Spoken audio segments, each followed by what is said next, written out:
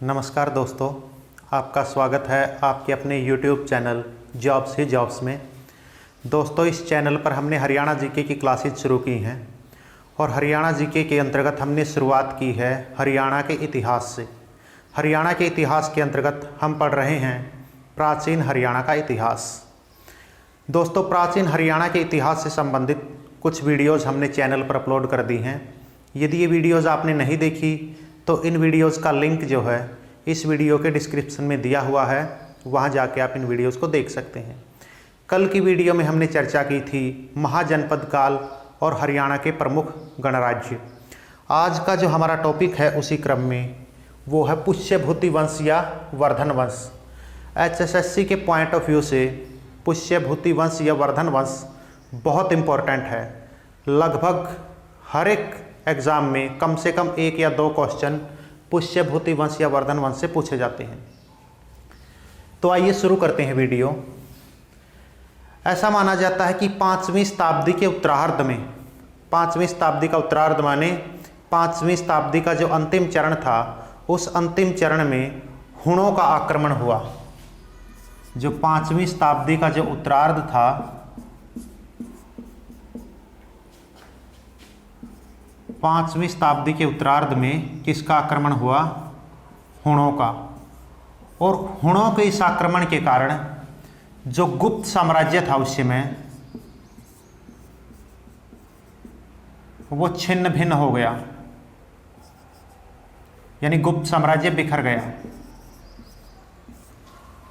5वीं शताब्दी के उत्तरार्ध में, 5वीं शताब्दी के अंतिम स्टेज में हुणों का आक्रमण हुआ और हुणों के आक्रमण से उस समय जो गुप्त साम्राज्य था वो बिखर गया। और उसके बाद हरियाणा का एक बहुत बड़ा भाग जो है श्रीकंठ जनपद कहलाया जाने लगा। उसके बाद हरियाणा का एक बहुत बड़ा हिस्सा जो है श्रीकंठ जनपद के नाम से जाना जाने लगा। और ये श्रीकंठ जनपद नाम दिया था नागवंशीय शासक ने। उसके बाद 6वीं शताब्दी के आते आते जो गुप्त साम्राज्य था वो पूरी तरह से समाप्त हो गया।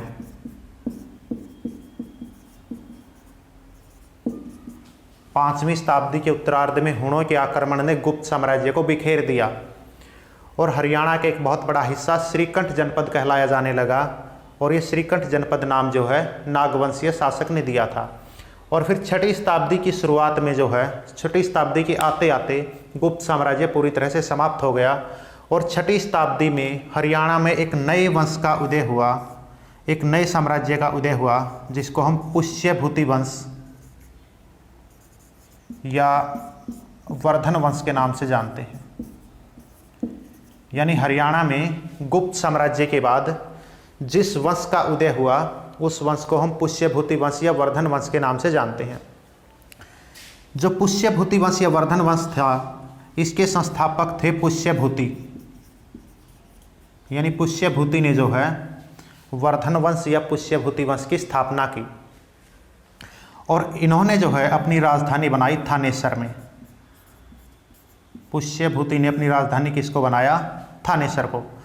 और पुष्यभूति ने जो है थानेसर में एक शिव मंदिर का निर्माण भी करवाया। ये बहुत बार प्रश्न पूछा गया है कि थानेसर के शिव मंदिर का निर्माण किसने करवाया? पुष्यभूति ने। तो 6वीं शताब्दी में गुप्त साम्राज्य क्या हो गया? समाप्त हो गया और एक नया साम्राज्य, एक नया वंश उभर कर आया जिसको हम पुष्यभूति वंश या वर्धन वंश के नाम से जानते हैं। इस वंश की स्थापना की थी पुष्यभूति ने और अपनी राजधानी बनाया था थानेसर को। और थानेसर में ही पुष्यभूति ने एक शिव मंदिर का निर्माण करवाया। पुष्यभूति के बाद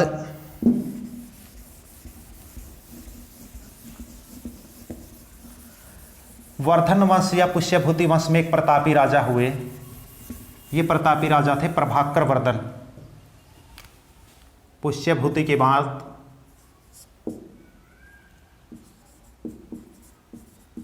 प्रभाकर वर्धन, वर्धन वंश या पुष्यभूति वंश के शक्तिशाली राजा हुए। शायद ये क्रम से चौथे राजा थे। और प्रभाकर वर्धन 580 ईस्वी में राजा बने। कब राजा बने? 580 ईस्वी में इनका राज्याभिषेक हुआ। प्रभाकर वर्धन को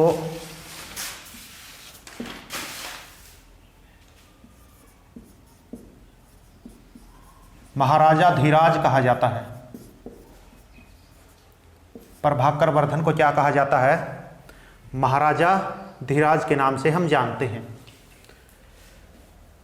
जो प्रभाकर वर्धन थे, इनको वर्धन वंश का वास्तविक संस्थापक भी माना जाता है।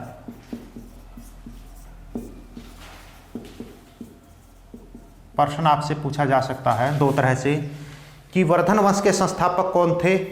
पुष्यभूति। यदि आपसे ये पूछ लिया जाए कि वर्धन वंश के वास्तविक संस्थापक कौन थे, तो वास्तविक संस्थापक थे प्रभाकर वर्धन, जिनको महाराजा धीराज भी कहा जाता था। ये राजा बने 580 ईस्वी में और शायद क्रम के हिसाब से ये वर्धन वंश के चौथे राजा थे। जो प्रभाकर वर्धन थे, इनका विवाह हुआ था यशोमती से, यानी यशोमती जो है वो प्रभाकर वर्धन की पत्नी थी। प्रभाकर वर्धन और यशोमती की जो है 3 संतानें थी। 2 पुत्र थे इनके और 1 पुत्री। प्रभाकर वर्धन की पत्नी का नाम क्या था? यशोमती। और प्रभाकर वर्धन और यशोमती की 3 संतानें थी, 2 पुत्र 1 पुत्री। प्रभाकर वर्धन के पुत्र थे राज्यवर्धन, जो कि बड़े थे, और उसके बाद थे हर्षवर्धन। और राज्यवर्धन और हर्षवर्धन की एक बहन थी राज्यश्री। यानी ये 3 भाई बहन थे। प्रभाकर वर्धन के 2 पुत्र, राज्यवर्धन बड़े थे, हर्षवर्धन छोटे थे, और इनकी एक बहन थी राज्यश्री। अब जो प्रभाकर वर्धन थे, इन्होंने अपनी पुत्री राज्यश्री का विवाह कर दिया ग्रहवर्मा से। ग्रहवर्मा कौन थे? कन्नौज के राजा।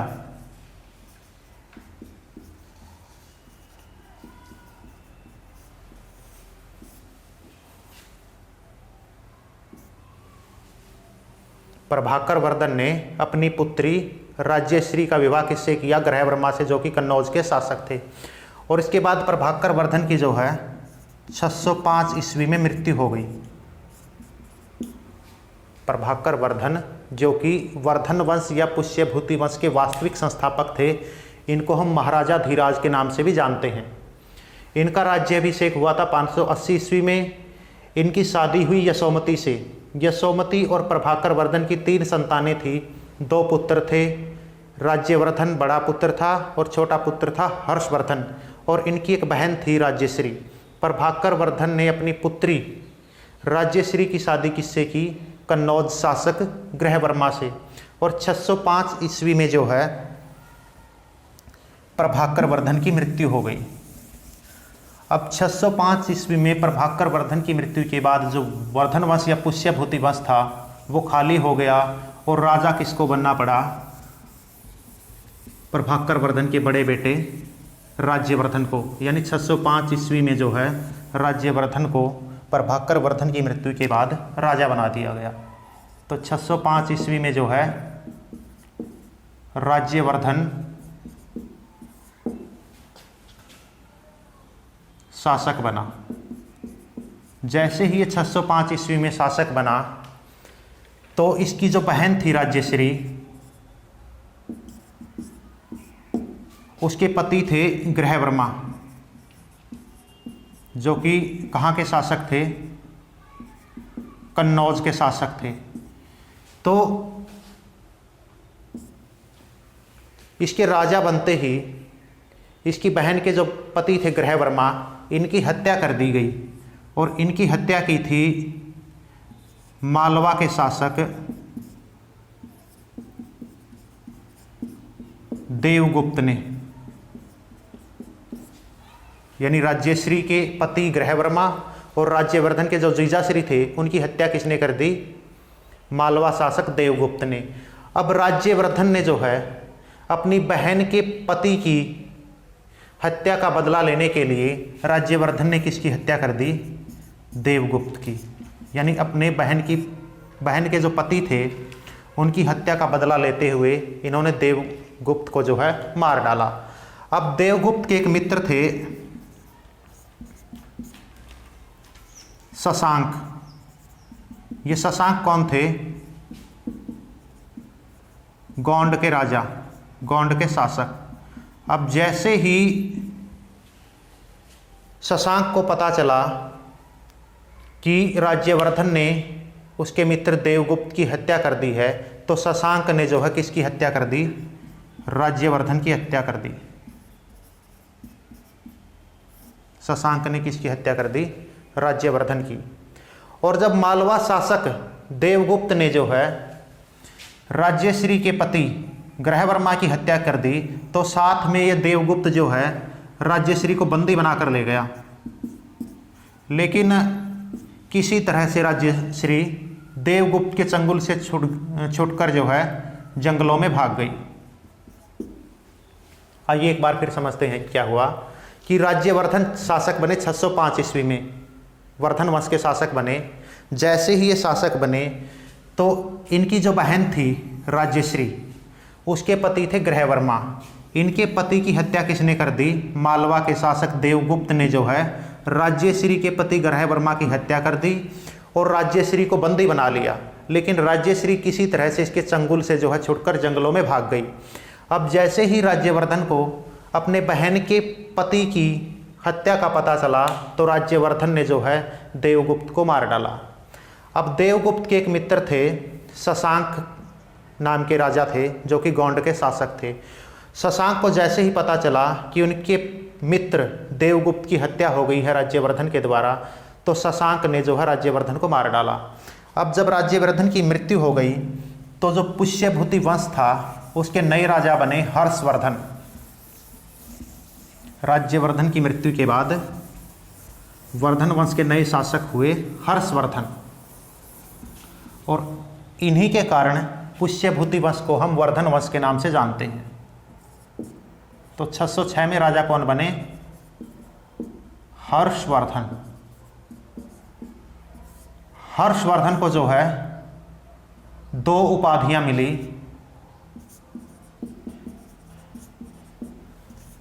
इनको कहा जाता था शिलादित्य। इसके अलावा इनको द्वितीय अशोक की उपाधि भी मिली।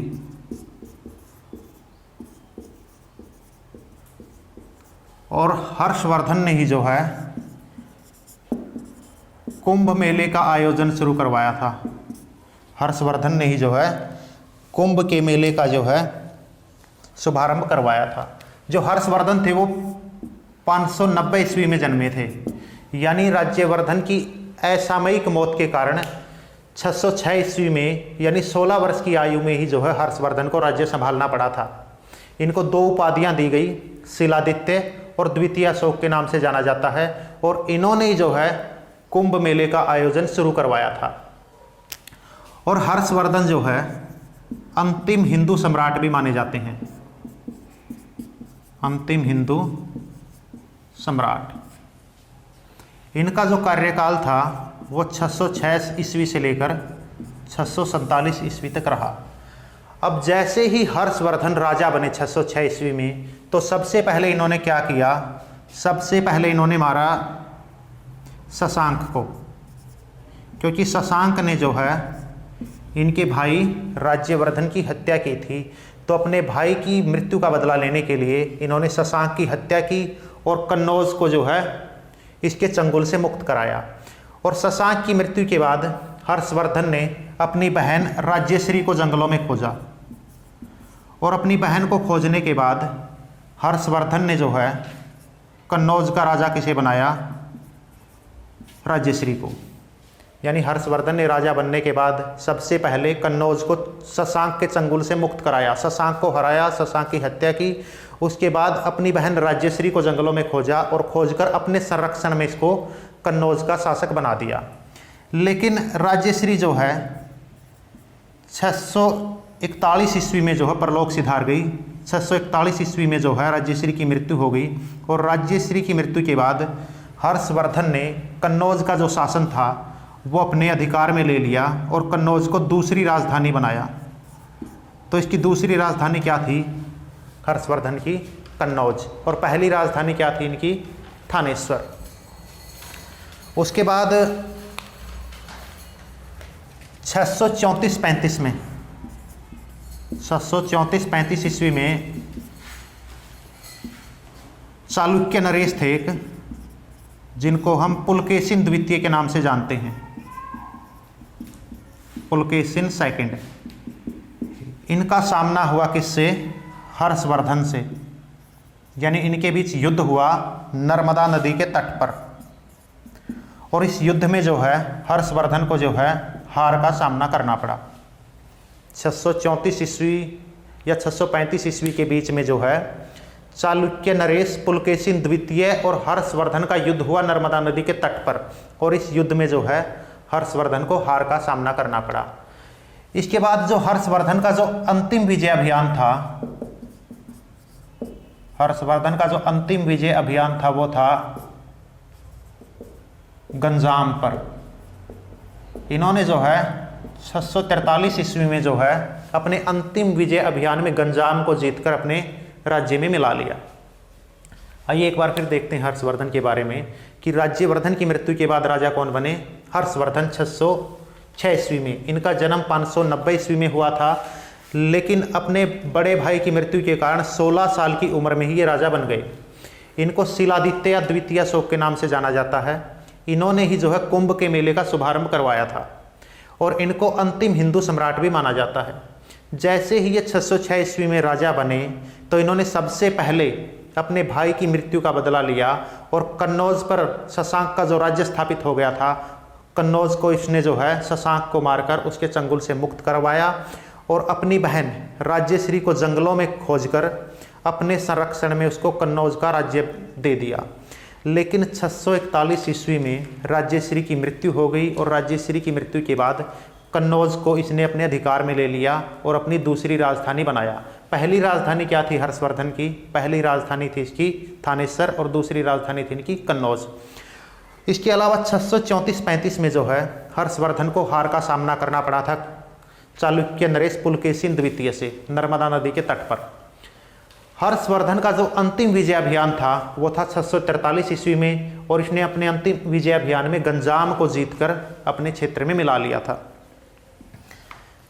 इसके बाद हर्षवर्धन की कुछ रचनाएं हैं जो कई बार पेपर में पूछ ली जाती हैं। इसने प्रमुख रूप से 3 पुस्तकें लिखी हैं हर्षवर्धन ने।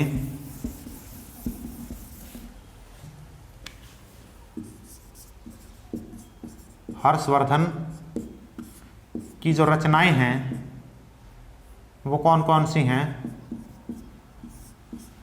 ये हैं नागानंद, प्रियदर्शिका और रत्नावली। इसके अलावा हर्षवर्धन के कुछ दरबारी भी थे। इनके दरबारियों में प्रमुख रूप से बाणभट्ट, भर्तृहरि,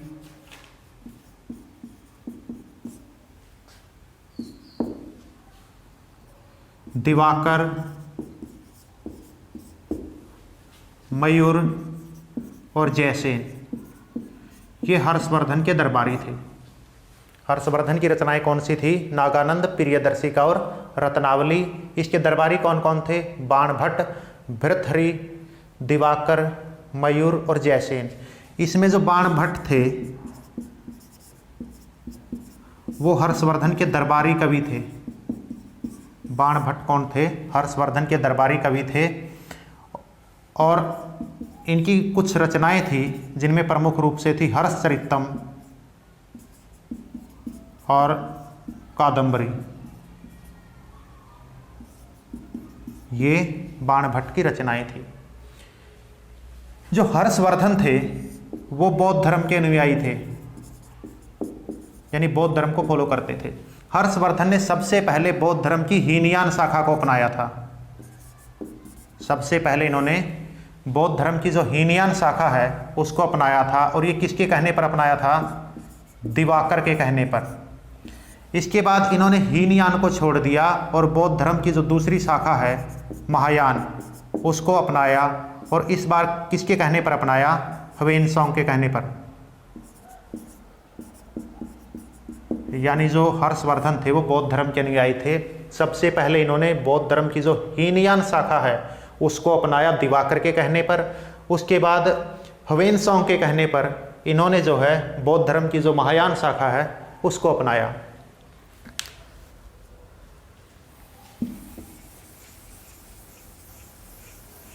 उसके बाद इसके शासनकाल में जो है चीनी यात्री ह्वेनसांग आए थे।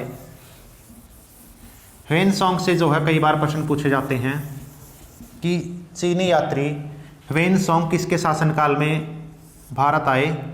तो ह्वेनसांग जो है हर्षवर्धन के शासनकाल में भारत आए। ये भारत में आए थे 629 ईस्वी में। भारत में कब आए ये? 629 ईस्वी में। और 634 से लेकर 644 तक ये हर्ष के दरबार में रहे। जो ह्वेनसांग थे वो 629 ईस्वी में हर्षवर्धन के शासनकाल में भारत आए और 634 से लेकर 644 तक थानेसर में रहे हर्षवर्धन के दरबार में।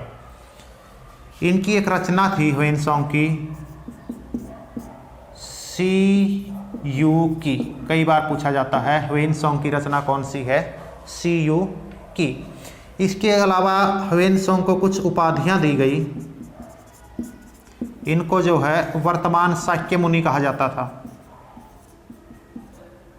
वर्तमान शाक्य मुनि। इसके अलावा यात्रियों का राजकुमार, यात्रियों का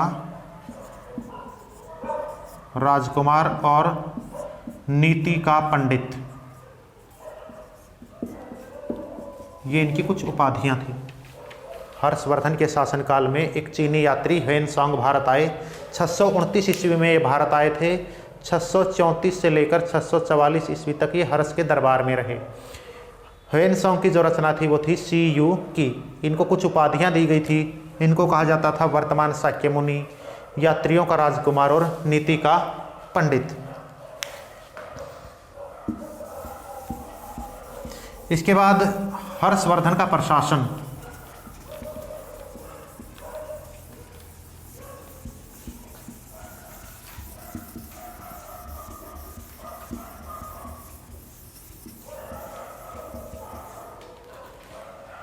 कई बार ये भी प्रश्न पूछा जाता है कि हर्षवर्धन ने जो है थानेसर को राजधानी कब बनाया? तो इसका जो आंसर है वो है 7वीं शताब्दी। कई बार हम जो है 605 ईस्वी या 606 ईस्वी पढ़ते हैं तो हम उसको मान लेते हैं कि ये 6वीं शताब्दी है। लेकिन 605 ईस्वी में जो है 7वीं शताब्दी शुरू हो चुकी होती है, क्योंकि 6 शताब्दियाँ पूरी हो चुकी हैं। तो ये प्रश्न जो कई बार गलत हो जाता है कि हर्षवर्धन ने थानेसर को राजधानी कब बनाया था? 7वीं शताब्दी में। इसके बाद हम चर्चा करते हैं हर्षवर्धन का प्रशासन। हर्षवर्धन के प्रशासन में जो है जो राज्य था वो प्रांतों में बटा हुआ था। राज्य किस में बटा हुआ था? प्रांतों में। और प्रांतों को क्या कहा जाता था? भुक्ति। यानी हर्षवर्धन का जो राज्य था वो किस में बटा हुआ था? प्रांतों में। और प्रांतों को हम क्या कहते थे? भुक्ति। जो भुक्ति थी वो विषयों में बटी हुई थी, जिसको हम वर्तमान समय में जिले कहते हैं। और जो जिले थे वो तहसील में बटे हुए थे। उस समय इन तहसीलों को पेठ या पाठक कहा जाता था। तो हर्षवर्धन का जो प्रशासन था, हर्षवर्धन का जो राज्य था वो किस में बटा हुआ था? प्रांतों में या भुक्ति में।